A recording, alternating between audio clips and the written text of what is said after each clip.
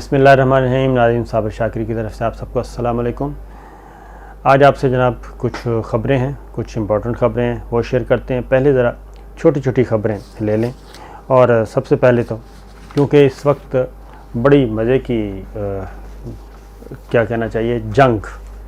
امریکہ کو گھیرنے کی کوشش کی جا رہی ہے، اور امریکہ اس گھیرے میں آئے گا یا نہیں آئے گا یہ تو آنے والا وقت بتائے گا، لیکن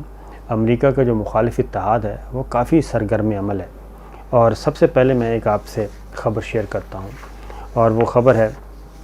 کیونکہ یہ تو آپ کو معلوم ہے کہ رشیا جو ہے وہ امریکہ کے ہاتھوں کافی نقصان اٹھا چکا، اور سوویت یونین بہت بڑی ایک ریاست ہوتی تھی، افغان جنگ کے بعد اس کے ٹکڑے ہوئے، اور اس کے بعد روس جو ہے، سوویت یونین ختم ہوئی اور اب روس ہے۔ روس نے وہ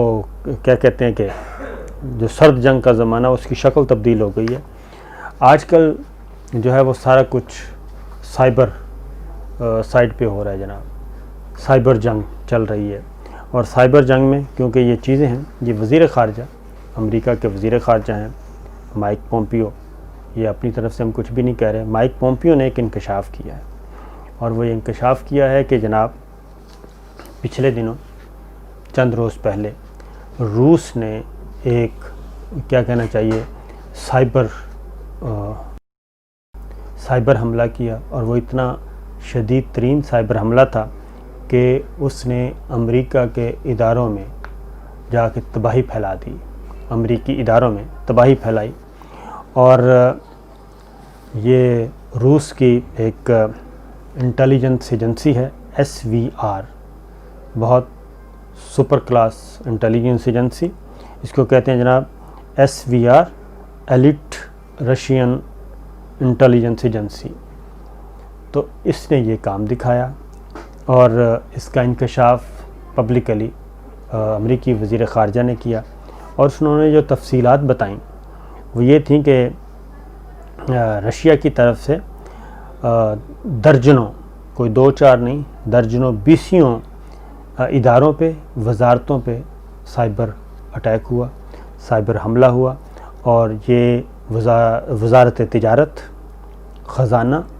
نیوکلر لیبارٹریز اور پینٹاگون، یہ بھی رشین ہیکرز نے ہٹ کیا جی اس کو بھی۔ اور یہ ابھی تک وہ کہتے ہیں کہ جناب ہم حیران ہیں اور کہ یہ سب کچھ کیسے ہو گیا، اور ہماری اتنی سیکیورٹی کے باوجود یہ سب کچھ کیسے ممکن ہوا، اور یہ کتنا امپورٹنٹ تھا میں آپ کو آگے چل کے بتاتا ہوں۔ اس میں یہ 40 کمپنیاں ٹوٹلی، اور گورنمنٹ کے ادارے اور تھنک ٹینکس سب کے سب یہ متاثر ہوئے ہیں، اور ہیکرز جو ہیں وہ ان کے اندر پہنچے اور گھسے اور ہیک کیا۔ اور ان کی طرف سے جو اگلی بات ہے کہ انہوں نے اپنی IDs ابھی تک ان کی ہڈن ہے، ان تک نہیں پہنچا جا سکا، اور اس سے کتنا نقصان ہوا اور کتنا راز ان تک پہنچے روس تک، یہ ابھی تک اس کا تخمینہ لگایا جا رہا ہے۔ اور نیشنل سیکورٹی ایڈوائزر ہیں جناب رابرٹ برائن، یہ وزٹ پہ تھے مڈل ایسٹ اور یورپ کے، اور جب ان کو یہ اطلاع دی گئی تو انہوں نے اپنے یہ دونوں دورے منسوخ کیے، اور دونوں دورے منسوخ کرنے کے بعد انہوں نے ایک اجلاس جناب بلوایا، اور اس میں کون کون تھے؟ یہ قومی سلامتی کے مشیر، انہوں نے اپنا دورہ مختصر کیا بلکہ شارٹ کیا، مڈل ایسٹ کا بھی اور یورپ کا بھی، اور یہ واپس پہنچے واشنگٹن، اور واپس آ کے انہوں نے FBI، cyber security, infrastructure security, director national intelligence, ان کا جناب اجلاس بلوایا، اور یہ ابھی تک اس بارے میں سوچ رہے ہیں، تحقیقات کر رہے ہیں کہ یہ ہوا کیا۔ اور اگلی بات یہ ہے کہ جتنے بھی ہیکرز تھے انہوں نے امریکی انٹرنیٹ ایڈریس تھے ان کے جی، جبکہ وہ تھے نہیں ادھر کے، کہیں اور ہی یہ سارا کام دکھا رہے تھے۔ اس ساری سچویشن پہ ظاہر ہے روس کے سفیر جو کہ واشنگٹن میں ہیں، انہوں نے یہ کہا ہے کہ یہ سارا ایک الزام ہے، اس میں کوئی حقیقت نہیں ہے، اور یہ بلیم گیم چل رہی ہے۔ لیکن جو اطلاعات ہیں وہ یہی آتی ہیں جناب کہ ایسا نہیں ہے، بلکہ یہ اطلاعات درست ہیں اور اس کی طرف سے ہی، روس کی طرف سے ہی، روس کے ہیکرز نے ہی یہ حملہ کیا تھا ظاہر ہے، اور یہ نیو یارک ٹائمز نے یہ خبر رپورٹ کی ہے۔ اب انٹیلیجنس ایجنسیوں کی جنگ جی ایسے ہی ہوتی ہے، اور ایجنسیز جو ہیں وہ بالکل کرتی رہتی ہیں اور کبھی کوئی بھی سپیئر نہیں کرتا۔ اور اگر امریکہ کا بھی یہ سسٹم ہیک ہو رہے ہیں، اس کی ریزن میں آپ کو بتا دوں کہ خاص طور پہ جب سے یہ چائنا اور امریکہ کا آپس میں ٹسل چل رہی ہے، چائنا اور انڈیا کی چل رہی ہے، تو یہ پورا، اور خاص طور پہ کوڈ میں نے کئی دفعہ بتایا کہ آسٹریلیا، جاپان اور امریکہ اور انڈیا یہ جو روس اور چائنا کو گھیرنے کی کوشش کر رہے ہیں اور ان کے گرد دائرہ جو ہے تنگ کر رہے ہیں، تو روس نے وارن کیا تھا، انڈیا کو بھی وارن کیا تھا کہ جناب وہ کوڈ والے کام میں نہ آئیں اور خطے کے مفادات کے خلاف کام نہ کریں۔ تو اس وقت جو جنگ چل رہی ہے وہ انہی جو ایپس ہیں، موبائل ایپس ہیں اور جو سماجی رابطے کی ویب سائٹس ہیں خاص طور پہ، اور آپ کو معلوم ہے کہ اس وقت کتنی ایپس ہیں جو چائنا نے انڈیا کی بند کر دی، انڈیا نے چائنا پہ پابندی لگا دی، امریکہ نے پابندی لگا دی، اور ہو یہ رہا ہے کہ کیونکہ یہ کہتے ہیں کہ جناب سارا جاسوسی کا جو نظام ہے وہ جتنے بھی یہ سماجی رابطے کی ویب سائٹس ہیں ان کے ذریعے ہی اب یہ سسٹمز میں گھسا جاتا ہے اور ہٹ کیا جاتا ہے۔ اب ایک اور بھی اس میں ایک خبر میں اور بھی آپ کو شیئر کر دوں، MI6 جی، اس کے بارے میں یہ انکشاف ہوا ہے کہ وہ اپنے ہی ملک میں جنگی جرائم کا ارتکاب کرتی رہی ہے۔ برطانوی انٹیلیجنس ایجنسی ہے MI6، برطانوی خفیہ ایجنسی اس کو کہا جاتا ہے، اور اس نے جناب حکومتی ایما کے برعکس انہوں نے کیا کیا ہے، اپنے ہی ملک میں جناب جو ان کے اپنے مخبر تھے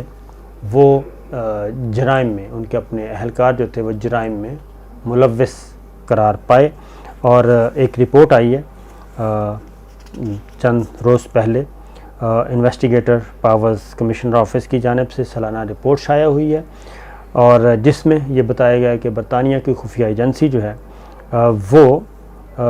جو ہے اس کے اہلکار اور اس کے انفارمر اور اس کے جاسوس جو ہیں وہ اپنی ڈومین سے ہٹ کے، اپنی دائرہ کار سے ہٹ کے وہ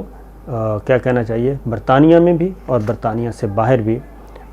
کرمنل ایکٹیویٹیز کرتے رہے ہیں، کرائمز میں ملوث رہے ہیں، جرائم میں ملوث رہے ہیں، اور جو خفیہ ایجنسی ہے MI6 وہ اس کو منظر عام پہ لانے میں بھی ناکام رہی، بلکہ ان چیزوں کو چھپایا گیا۔ اور یہ اس سے پہلے آپ کو معلوم ہے جناب امریکی انٹیلیجنس ایجنسیز کے بارے میں رپورٹ آ چکی ہے، آسٹریلیا کے بارے میں آ چکی ہے، اور اب MI6 کے بارے میں بھی آ چکی ہے، اور اب برطانوی پارلیمنٹ جو ہے وہ ایک قانون سازی بنانے جا رہی ہے کہ جناب ایجنسیوں کو کس طرح سے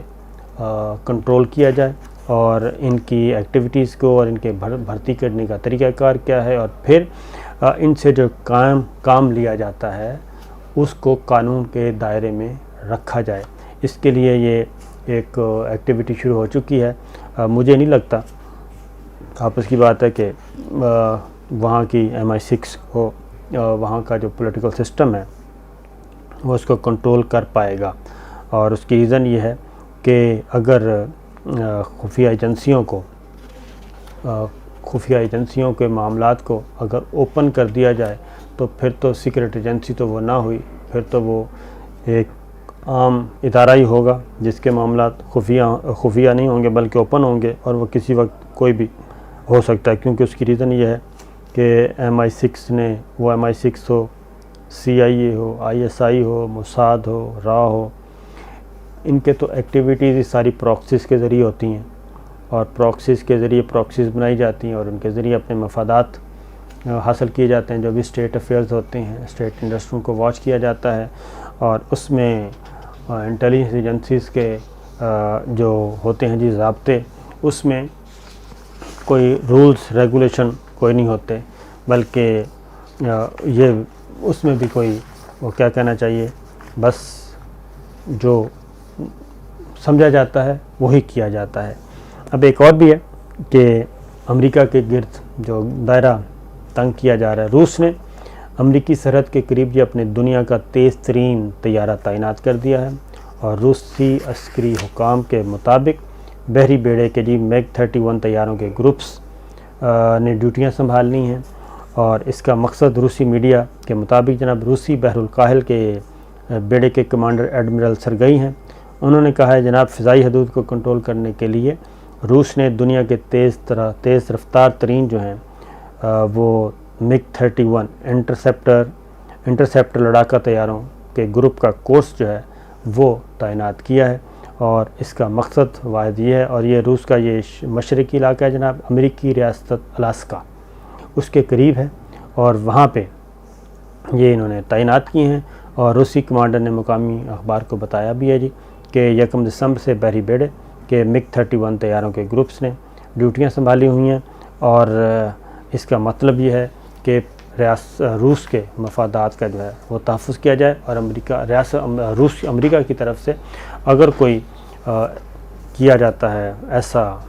ایکٹ جس سے کہ روس سمجھے گا کہ اس کے مفادات جو ہیں وہ خطرناک ہیں، تو اس کا پھر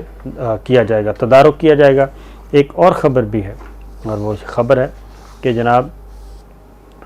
ایک اور 9/11 کے طرز کے حملوں کی منصوبہ بندی کا انکشاف ہوا ہے، اور یہ انکشاف جناب ملزم بھی پکڑا گیا ہے، اور یہ آج یعنی کہ اب انکشاف ہوا ہے، یعنی کہ آج اس کو ڈسکلوز کیا گیا ہے ایک دن پہلے، کہ گزشتہ سال یہ فلپائن سے گرفتار کیا گیا تھا جناب، کینیا کا یہ شہری تھا، اور اس نے 9/11 طرز کے حملوں کی منصوبہ بندی کا انکشاف کیا تھا، اور یہ پڑھا لکھا ہے جناب نوجوان، کینیا کی فیڈرل اتھارٹی نے اس کو پکڑا تھا اور فرد جرم عائد کی تھی، اور یہ 30 سال کا شہری ہے، یہ فلپائن سے گرفتار کیا گیا، اور وہ امریکہ میں ایک پلاننگ کر رہا تھا بڑی ایکٹیویٹی کی، اور اس نے تعلیم حاصل کر کے، اور اس نے نہ صرف تعلیم حاصل کی بلکہ اس نے جناب پائلٹ کی تربیت حاصل کی، پائلٹ کا لائسنس حاصل کیا، یعنی کہ جہاز اڑانا سیکھا۔ جہاز اڑانے کے بعد جو انویسٹیگیشن کے بعد جو چیزیں سامنے آئی ہیں پروسیکیوٹر کے مطابق، اس کے مطابق یہ تھا کہ جناب اس نے ایک جہاز اغوا کرنا تھا، اور جہاز اغوا کر کے اس نے جہاز کو خود اس کا کنٹرول سنبھالنا تھا، اور اس کو امریکہ میں ہی کسی جگہ پہ ہٹ کرنا تھا اور اپنے مقاصد حاصل کرنے تھے، اور اس کو گزشتہ منگل کو اس کو امریکہ کی تحویل میں دے دیا گیا ہے جی اس ملزم کو، اور ہائی جیک کر کے اس نے طیارے کو بلڈنگ کو، کسی کی بھی بلڈنگ کو، جیسے 9/11 پہ ہوا تھا ورلڈ ٹریڈ سینٹر جو ہے اس کو اڑایا تھا، تو اس طرح کا یہ کام کرنا چاہ رہا تھا۔ فلپائن میں اس نے یہ ایجوکیشنلی فلپائن سے ہی اس نے جہاز اڑانے کی تربیت حاصل کی تھی، اور باقاعدہ کمرشل لائسنس بھی اس نے لے لیا تھا۔ پھر یہ بھی ہے جی کہ یہ 2016 میں الشباب کے کمانڈر کی نگرانی میں یہ منصوبہ بندی شروع کی، 2016 میں، جو کینیا کے شہر نیروبی میں 2019 میں ہوٹل پر حملوں میں بھی ملوث تھے۔ تو یہ تنظیم ہے الشباب، اس کا ایک دہشت گروپ اس کا یہ اہم رکن تھا، اور یہ حادثہ جو ہے جی ہوتے ہوتے رہ گیا۔ اب ایک اور بھی امریکہ پہ مصیبتیں جو ٹوٹ رہی ہیں وہ میں آپ کو بتا دوں۔ ایک طرف تو وہ مذاکرات ہو رہے تھے دوحہ میں، امریکی جنرل ملے افغان طالبان سے، اور دوسری جانب اسی وقت کیا ہو رہا تھا جب یہ مذاکرات چل رہے تھے کہ افغانستان میں امریکی ایئر بیس پہ 5 راکٹ جی فائر کیے گئے، اور 7 کو ناکارہ بنا دیا گیا، اور یہ کابل کے شمال میں جی امریکہ کے زیر استعمال ہے یہ بگرام ایئر بیس، وہاں پہ یہ ہفتے کو حملے کیے گئے، اور ان حملوں کا جو ٹارگٹ تھا وہ امریکی فوجی تھے، لیکن کیا کہنا چاہیے، ٹارگٹ تک یہ نہیں پہنچے اور کچھ دور یعنی کہ جانی نقصان نہیں ہوا۔ البتہ ابھی تک اس کی ذمہ داری کسی نے قبول نہیں کی، لیکن یہ بات وہاں پہ بھی افغانستان میں بھی تھی، بہت سارے گروپس کام کر رہے ہیں، تو